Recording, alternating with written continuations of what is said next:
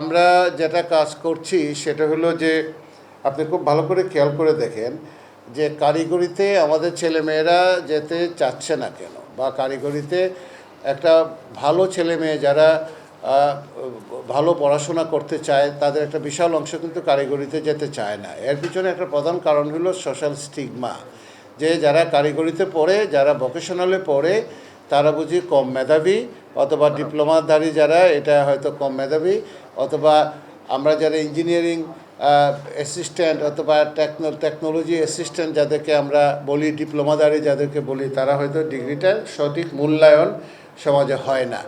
এই জন্য ওই কারিগরি শিক্ষার্থে বা জাতিকে কারিগরি শিক্ষার দিকে নিয়ে যেতে গেলে একটু সময়ের দরকার পড়তে পারে, যে ওই স্টিগমাটা ভাঙার জন্য আমরা কি করতে পারি। আমাদের জাতীয় বিশ্ববিদ্যালয়ে 40 লক্ষ শিক্ষার্থী, তারা যে কোনো সাবজেক্ট পড়তে চায় তারা পড়ুক। এখন ইসলামিক হিস্ট্রি পড়ুক, ফিজিক্স পড়ুক, বাংলা পড়ুক, ইংরেজি পড়ুক। তাকে ইংরেজিটা ম্যান্ডেটরি পড়তে হলে তার কমিউনিকেটিভ স্কিলটা একটু বাড়লো। আইসিটিটা তারা হ্যান্ডেল করতে পারছি আমরা এখন পর্যন্ত আইসিটি, কারণ সরকারের প্রতিটা উপজেলায় একজন আইসিটি অফিসার আছেন, জেলা লেভেলে সরকারের আইসিটি অফিসার আছেন। এবং আমরা কম্পিউটার কাউন্সিলের সাথে কথা বলেছি, সারা দেশে কম্পিউটার গ্র্যাজুয়েট আছে, পরিমাণ কম না, অনেক বেশি পরিমাণে কম্পিউটার গ্র্যাজুয়েট আছে।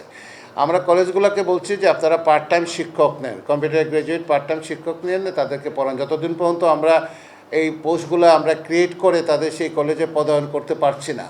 আর এখন যে 12,000 শিক্ষক আইসিটির শিক্ষক ট্রেনিং শুরু হচ্ছে ইউনিসেফের সহযোগিতায়, সেই 12,000 শিক্ষক কিন্তু আমাদের কলেজের সায়েন্সের শিক্ষকরা, যারা আইসিটি কোর্সটা চালাতে পারবেন।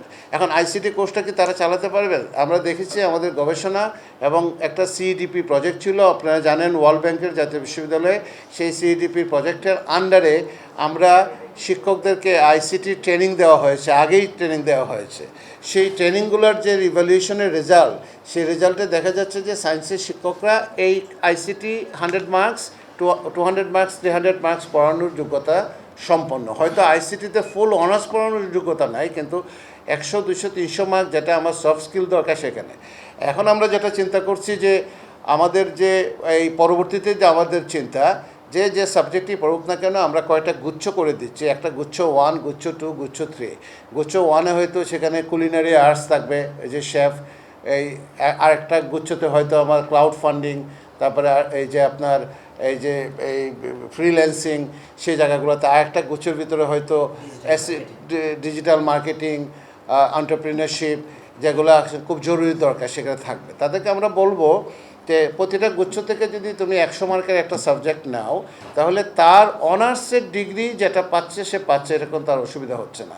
সাথে সে একটা এক্সট্রা কারিকুলার হিসাবে এবং বাড়তি হিসাবে সে এই সাবজেক্টটা পড়ার ফলে তার এক ধরনের স্কিল ডেভেলপ করলো, যেটা সে পরবর্তীতে মার্কেটের এমপ্লয় করতে পারবে, এবং পরবর্তী জীবনে সে ইভেন যদি সে বিদেশেও যায়, এবং তার সার্টিফিকেশন কি হবে, তার সার্টিফিকেশনের জন্য আমরা NSDA, national skill development authority, A2I, technical education board, UNICEF এবং বিদেশের যে সমস্ত বিশ্ববিদ্যালয়গুলোর সাথে আমরা কাজ শুরু করছি, তাদের সাথে আমাদের কথা হচ্ছে সার্টিফিকেশনটা সেভাবে আসবে।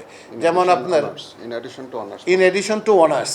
এবং আমরা এই যে বললাম সলফোর্ড ইউনিভার্সিটি ম্যানচেস্টারে তাদের সাথে এমইউ করেছি, তারা আমাদের এখানে যে একটা অ্যাপ্রেন্টিস প্রোগ্রাম চালানো শুরু করতে চাচ্ছে, সেই অ্যাপ্রেন্টিস প্রোগ্রামটা ওপেন ফর অল থাকবে। আমাদের অনার্সে যারা করবে তারা যদি মনে করে যে আমার অ্যাপ্রেন্টিসে একটা কোর্স করবে 1 বছরের, সে আমার এখানে 1 বছরের একটা কোর্স ফ্রি অফ কস্ট করতে পারে।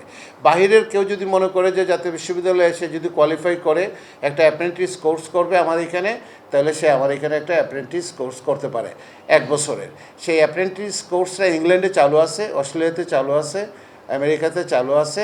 এবং একটা অ্যাপ্রেন্টিস সার্টিফিকেট যদি থাকে এবং এটা যদি recognize by the national university, recognize by the NSDA, A2I, recognize by the foreign university হয়, তাহলে দেশের ভিতরে এবং দেশের বাহিরে সে চাকরির ক্ষেত্রে সে সুবিধা পাবে। আমাদের মূল কথা হইল আমাদের ছেলেমেয়েরা চাকরি পাচ্ছে না, তাকে কিভাবে চাকরির উপযোগী করে তোলা যায়।